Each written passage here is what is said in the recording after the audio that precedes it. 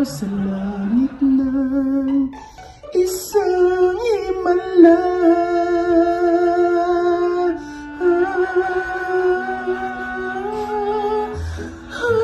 Pwede na, Nay? Pwede na. Ay, gaga ka? Ready na kami. Sinabi. Ako sa'yo.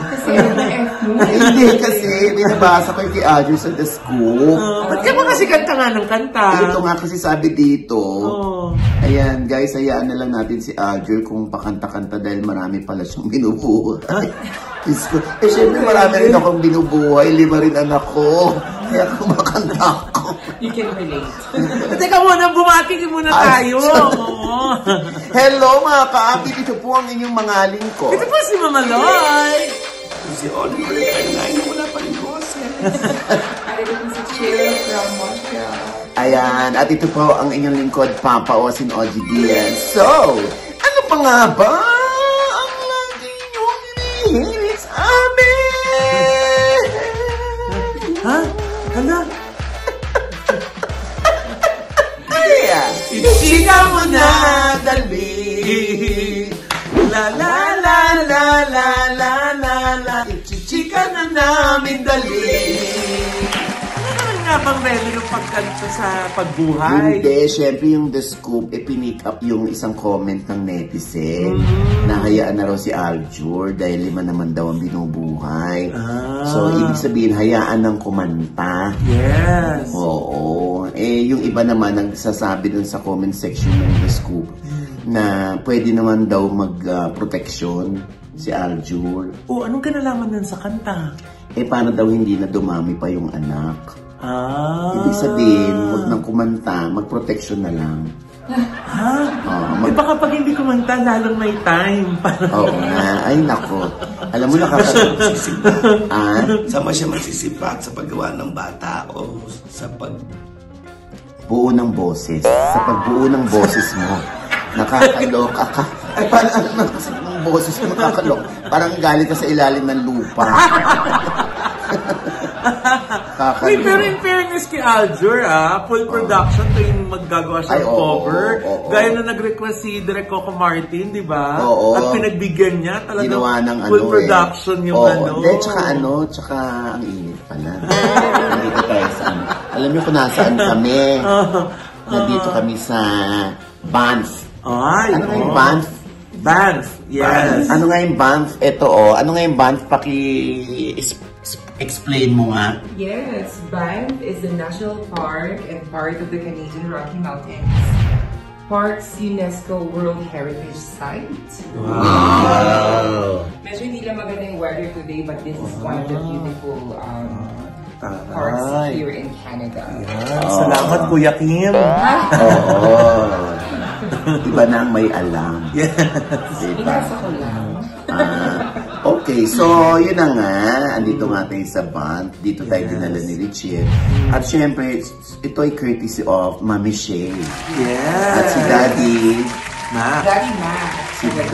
Si Daddy Mac Pagaduan. Syempre, kasama niya si na Bench at si Edgar. Yes. Oo, kasi patungo na nga kami ng Edmonton para sa premiere o sa screening ng How to Get Away from My Toxic Family na sold out po ang Yes! Congratulations! November 15 po yan. Pero contact pa rin kayo sa kanila. Baka naman meron pa. Kasi ang dami po mga humahabol. Kaya ginagawa naman po nila ng paraan na ma-accommodate po yung iba pang mga gustong manood. Diba? Gaya ng, balik na tayo kay Aljur. Nagsimula lang yan kay Aljur, Oo nga. Di ba bigla nung umamin si AJ Rabal na 5 na anak niya, 2 sa nauna at 3 kay Aljur, diba? Biglang nag-resibo yung mga netizen. Ibinalik yung 4 years ago na hanash o yung kuda ni Aljur na siya daw ang cheater. Pero ang inaano ni Aljur, alam mo, Kylie, kung sino ang nang-cheat. Naku po. Ganyan, di ba? Tantanan nyo na ho yung 3. Hindi, tantanan na yung pagre-resibo. Can we just move on, move forward? Kasi kahit si Kylie, tanggap na. At alam na ni Kylie noon pa na meron silang anak ni Aljur. Yes, oo. buti pa silang tatlo nakaka-move on na. Parang yung mga netizens, hindi pa. Hindi, alam mo naman ng mga netizen, masisipag magresibo yan. Oo nga. Kahit nga tayo, nire-resibuhan din tayo minsan. O sinabi nyo ganyan, ngayon iba na. Siyempre, nakakaloka, di ba? Meron tayong tinatawag na character development or nagbabago yung storya kasi nagbabago yung tao. Correct. Oo. Pero ang nakakaloka sa kanila, no? Hindi sila natalabas ng resibo pag tama yung balita mo. Oh, yan ang hindi, tama naman yung balita natin kay AJ Raval, di ba? Maganda rin yung naglalabasan na kasi sabi nga ni AJ, wala rin siyang itatago eh. Tama. Makakalabas na yung kanyang mga anak. Yes. Dahil nga doon din sa Fast Talk with Kuya Bo, sinabi niya na kung ano yung pangarap niya para sa mga bata, maging malaya. Tama. At deserve yun ng mga bata. Oo. Diba? At deserve din nila yun as a family. Yes. Kaya po, ayan. Kung okay naman po yung co-parenting terms nila, Aljur tsaka ni Kylie, okay na po yun. Eh, diba? sabi nga ni AJ, po, si Alas daw ang nag-take care sa anak nila ni Aljur. Diba? Responsible panganay. Oo. Nagpapa-out question lang kasi hindi ka ba nagagalit kasi, you know, yung credibility mo was questioned nung dininay ni AJ itong pregnancy news about her with Mr. Aljur Abrenica. Anong take mo doon? Hindi ko ma-take eh. But you have to take it. Ito na naman ako. Kasi may ballpen. Parang mas maganda to, matalim-talim galing. Alam mo, hindi ako nagagalit. Kasi mas tinutuunan ko ng pansin yung, ay salamat, tama pala kami. Ay salamat, vindicated kami. Diba? Yung ganyan, normal naman sa mga artista nagde-deny. Oo, ngayon nga sasabihin ko, hindi ka pa ba nasanay sa 38 years? Oo naman, Diyos ko. Oo, pag nagalit pa ako, parang ano nang na-achieve ko? Parang wala namang character development dito. Si OG, hindi niya nalang iniintindi yung mga artista. Ganon talaga. May mga times na nabuntis na yung artista. Tapos uubuhin lang talaga. Ano ba yun? Na ano kasi ako sa ubo eh. Pasensya nyo na ako. Hindi, ganun talaga. Diba, minsan maiintindihan mo kung bakit hindi sila umaamin yung iba. Kasi nga may mga endorsements pa sila na kailangan naka-stipulate sa contract yung may morality clause doon na hindi ka mabubuntis. Parang out of wedlock. Pero minsan, Nay, no, may isip natin at napag-uusapan nating dalawa yan, yung, ba't hindi pa umamin noon pa? Hindi sana, tapos malaya, di ba? Oo. Hindi kasi may career din naman pinoproteksyonan itong si AJ. Well, Papa, syempre sasabihin ng netizens na artist sila, may iniingatan silang career, kasi endorsement din. Bakit hindi na kayo manahimik in the first place? Why you need to, you know, say it out? Say it out? Why you say it out? Say it out na either pregnant sila or nakikipag-live-in na sila sa artist or partners nila. To begin with, maputo lang kita ha. Nabubwisit ako sa ganyan. Hindi mga ganyang komento ng mga netizen. Unang-una, kung walang usok, walang apoy. Pangalawa, kung hindi mo ginawa, ba't naman natin ibabalita? Hindi kami magpoprotekta ng karir ng mga artista. Ang mga artista ang magpoprotekta ng kanilang karir. Kung priority nila yung kanilang karir, hindi sila makakaisip na gawin yung lalabag sila sa kontrata. Katulad ng early pregnancy, yung na-pregnant ka out of wedlock, yung nakipag-live-in ka. Kasi choice nila yun eh. Kaya lang, di ba, wala namang baho o wala namang chika na hindi sisingaw. So, dapat, ang unang magpoprotekta niyan, yung mga artista. Lalo na't alam nyo na kayo ay may career. Ngayon, itong kay AJ, uunawain na lamang natin kung bakit nag-deny noon na may career na pinoprotektahan. Pero siyempre, ano namin to eh, kumbaga, ito yung work natin, ito yung mga gustong malaman ng mga tao. Di ba? Di kung mali kami, di ko correct namin sarili namin. Kung mapapatunayan namin na mali kami, ay ngayong si AJ ay umamin na, hindi kami galit sa kanya. Natutuwa Kasi ako. Kasi during that time, marami rin nagtatanong dahil bigla siyang nawala. Diba? Yun nga, isa pa yan. At saka ano na aktibo siya noon, di ba? Magawa siya ng mga projects noon. Viva Max, di ba? Ayaw na nga niyang magubad-ubad noon eh. napagod na siya.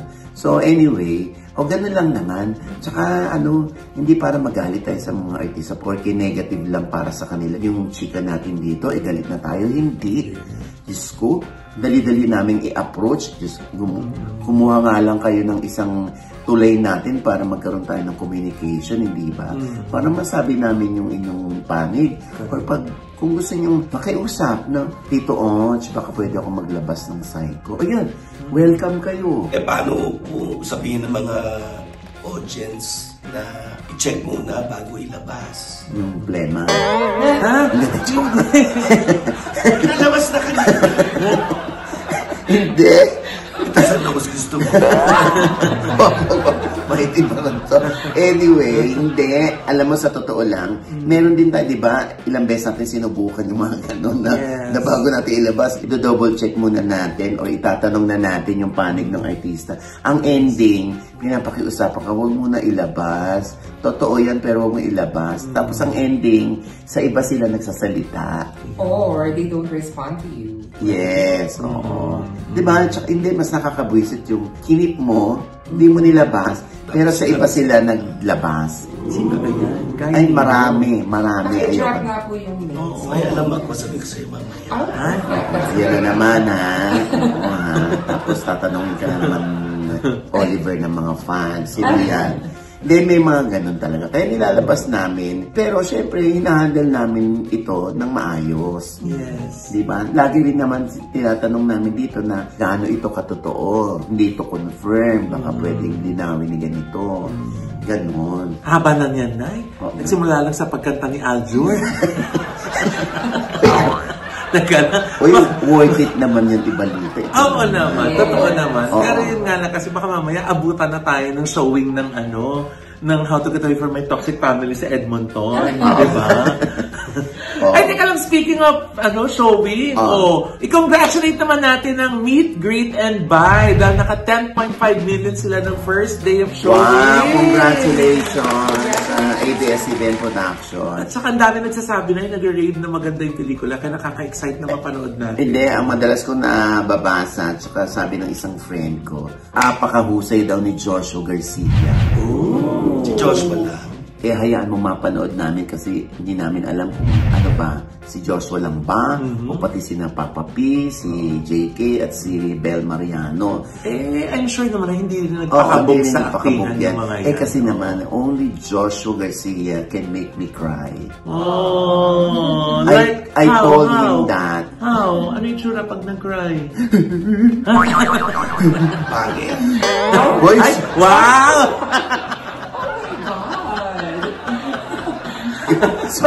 Bakit pagtataray, parang buo yung boses niya, no? Oo nga.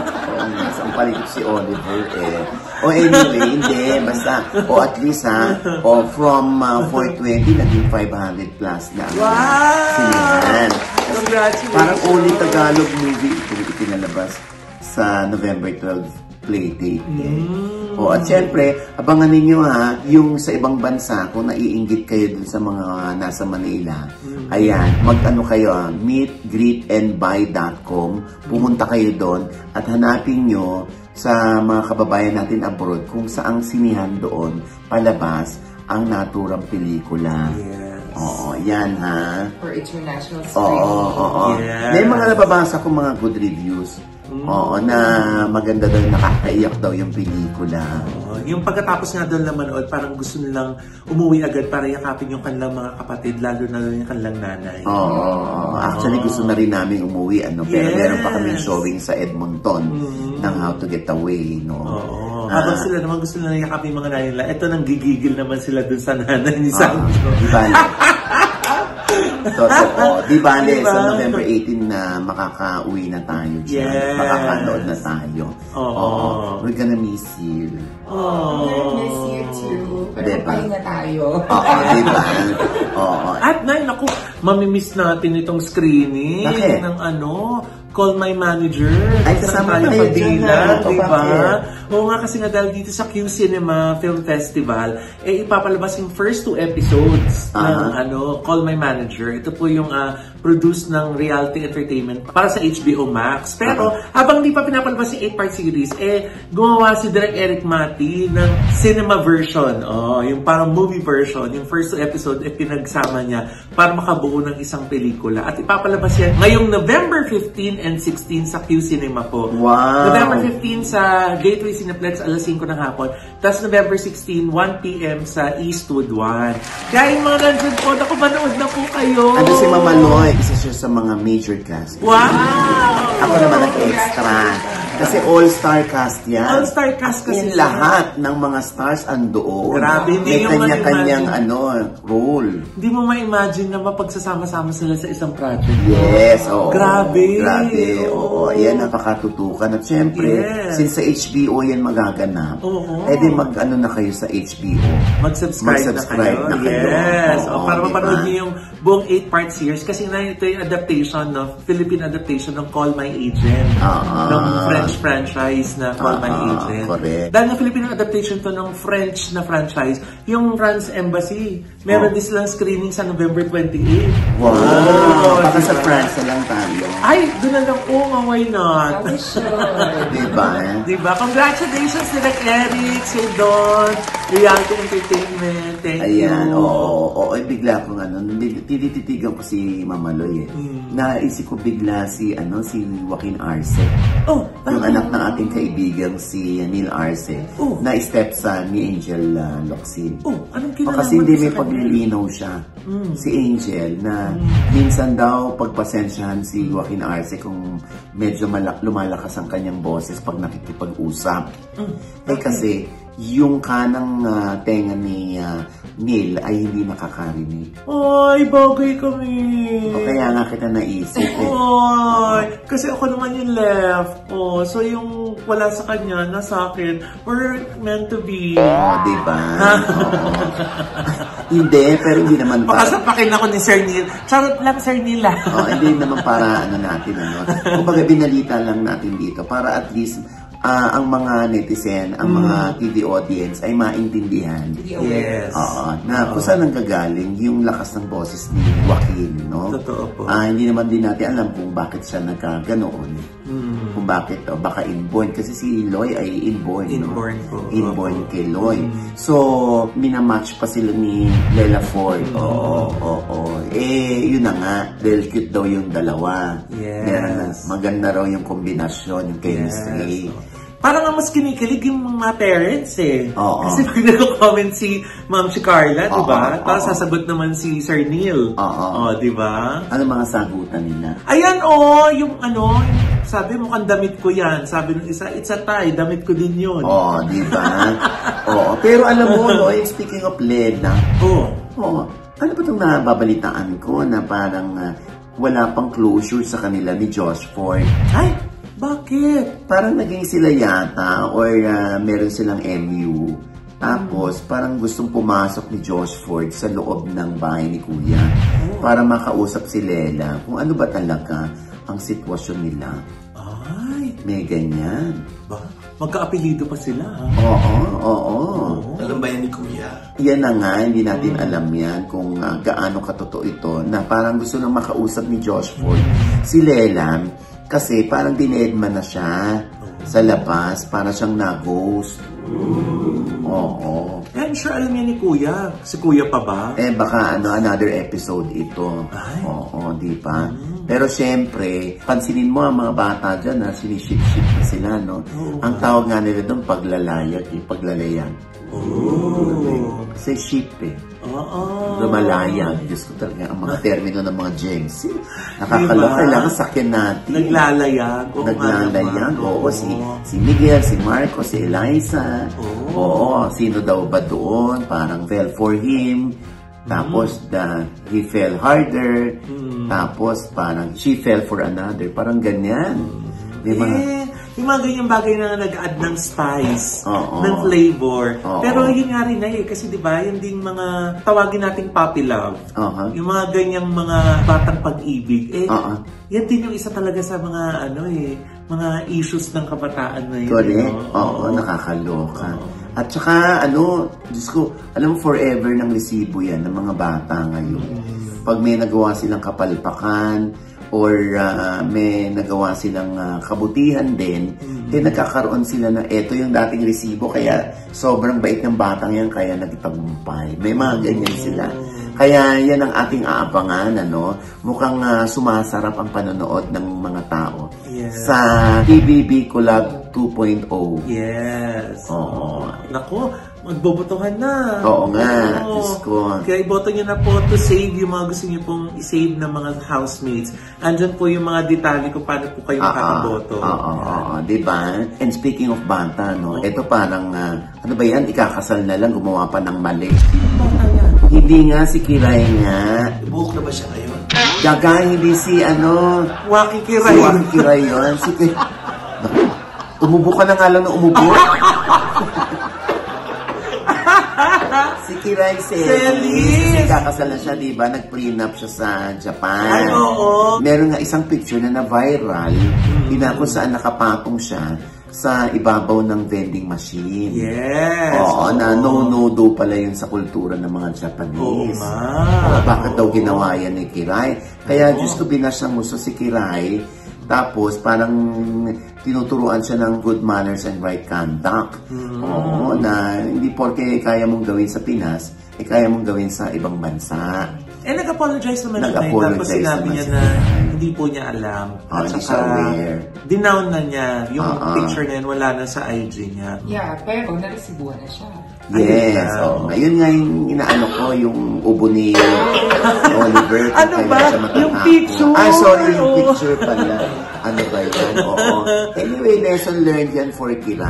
Ang nagiging usapan natin. Sa iba din. Sa iba din. Maganda nga nangyayari yan. Ganyan lang ka-simple. Pero mabigat pala sa ibang bansa. Oo nga. Kasi nga, di ba sabi nga, when you're in Rome, do what the Romans do. Yes. So, ngayon yung nagiging balitaktakan. Sino ba? Kanino pang konsepto yun? Kikiray ba? Sa photographer ba? Wala bang nag-due diligence para malaman kung ano yung pwede at hindi pwede na gawin dun sa isang bansa? So, anyway, ayun nga, gaya nga nasabi mo na, di ba, nag-stir up na to ng balitaktakan, di ba? So, may mga lessons learned. So, at least wala na sigurong bride na sasampa sa vending machine sa Japan next time. Baka doon na sila sa yung uhulugan ng drinks. Doon na sila. Pwede naman, kasi mo si Kiray to. Alam mo, mabait yun si Kiray. Ayan. Pwede ko sa kanya. Bigla kang bumawi. Kaloka ka. At saka katulad ng ibang mga child star na lumaki sa paningin natin, sa harap natin sa television. Minsan sabihin mo, ikaw kasal na siya, ganun na ba lumipas ang panahon? Diba? Anyway, pauna na po kami bumabati kay Kiray ng best wishes. Best wishes. Congratulations sa inyong husband to be. Diba? Yes. Stay happy and yes. May you live happily ever after. Ayan. And with that, mga kaibigan, ito po ang inyong mga lingkod. Ito po si Mama Loy. Mga nanonood po sa amin, hindi pa namin subscriber, please subscribe now na. Click nyo lang yung subscribe button na nandyan sa ibaba. At kung naibigan nyo pa yung ating episode, meron kayong komento sa lahat ng aming chika, comment below, click the like button, huwag kalimutan i-click ang notification bell. Dahil pag kinig niyan kayong unang-unang manonotify na meron kaming latest update. Yes. Siyempre pa, ang kanya-kanya naming channel. Yes, sana manood at mag-subscribe po kayo sa YouTube channel ko. That's Mama Loy. MAMALOI. At syempre po nandiyan nakapost pa rin po ang aming Montreal experience. Yes. Aming first time sa Canada. Yes. At ako, maibigan niyo po. Napakasaya namin mga ganap dyan. At yung mga susunod po, naku, abangan nyo, yan yung mga susunod. Pero na, inilabas ng ABS-CBN Station ID. Ay, taray. Christmas Station ID. At yung mga behind the scene po ng shoot na yan, dahil nakasama nga po ako, si Josa Poco, si Mrena, at saka si Tita Jex, dun sa Batang Quiapo segment. Yan. Kaya thank you so much, Direk Coco. Ayan. Kasama mo kami dyan. Parang Dream come true. Ay, hindi. Porque wala ako dyan. Hindi. Kasi nga syempre, di ba, milestone. At diba? lahat naman ng ito ay dahil sa'yo. Ano ka ba naman? Hindi thank you naman. so much na. Alam mo, I ano yan love eh, you. kasi ano yan eh, parang history yan eh. Pag nakakasama ka sa mga station ID ng ABS-CBN, kasi pag binabalikan mo yan, naku, ang gandang-ganda ko pa dyan, oh. Ngayon, ugod-ugod na ako gagawin. Diba? Yan po ang susunod ko na vlog. Abangan niyo po yan, yung behind the scene ng shoot namin ng Station ID. At syempre, Oliver, YouTube channel ko, Hollywood Flip by Oliver Carnal. Ayan. Ikaw naman, Richelle. Of course, our future project for Flair Events Production, our future movie together again. Yes. Yes. Kapag may mga show kayo sa Canada ito. Contact me po. Isa sa mga dapat yung pagkatiwala. Thank you po for Yes. At syempre pa, kaya ng pagtitiwala natin ay sa NV Skin yes. Center. Diba? Ayan. Ang tibay ng balabalat natin dito, Grabe, Hindi kasi grabe yung padrip natin talagang para maproteksyonan tayo. Yes. Hindi tayo sinisipon, ano? At saka, Ay, ubo. Pag ubo na, ikaw na yun. Lalo nga na yung mga immune boosters natin na drip from NV Skin Wellness Center. Yun ang isa sa nakatulong sa atin para kayanin ang change ng panahon. Grabe yung lamig dito. Yes. Lalo na kung matanda na yung skin natin, nakikita mo, hindi nagdo-dry ng super. Yes, di ba? Dahil nga din sa collagen treatments natin. Yes, diba? At syempre pa ang Gorgeous Smile Dental Clinic. Maraming salamat. At sa Idel Beshen, Doc Jessica D. Na 200 branches na po nationwide. Yes. At syempre ang Ultra Mega. Pag gusto nyo mamili, sabi iba kasi wala naman kami sari-sari store, wala naman kami mini groceries, wala naman kami convenience store, ba't kami mamimili dyan? No, hindi lang para sa kanila yun. Paano ulit? Paano? No, hindi lang para sa kanila yun. No, hindi para lang sa kanila yun. Para sa mga consumers yun. Yes! Nako, syempre, pag bulto-bulto, pwede rin kayo para maitambak kayo sa kahit na hindi naman bulto-bulto kasi hindi naman din super diba? Pwedeng retail. Dahil wholesale and retail store po ang Ultra Mega. At saka yung mga pangregalo nila ng mga food basket, yung mga ganyan. Mas marami kayo malalaman. Diyan tayo bumili pang Christmas mura. Diba? Yes. Lalo na kung may Suki card ka. Ay, ang taray ng points. Di ba ga-earn ka pa ng points? Basta i-google nila kung saan pinakamalapit sa inyo ang Ultra Mega. Yeah. Okay. At syempre pa ang aming channel ni Ina Evans sa The Issue at ang aking anak si Erin Diaz. Ayan, At muna yung ating pong paanyaya sa kanila. November 15 po ang showing, ang screening ng How to Get Away from My Toxic Family sa Edmonton. Ay, sandali. Inano mo na rin yan. Ito yung mga producers natin. Kanina pa sila dito. Sabi nila wala sila. Ugat na si Mami Shay. Halika na kayo rito. Ayan. Si Mami Shay. Ano ito? Vertex Entertainment Production. Ito, mga producer din ito. Diba? Ito din yung mga dapat pagkatiwalaan sa Edmonton. Ngingiti-ngiti yan, pati si Daddy Mac. Ayan, ang hello siya, nakangiti yan. Pero Diyos ko, naiisahan din yung mga yan. Kasi sobrang bait. Sobrang bait.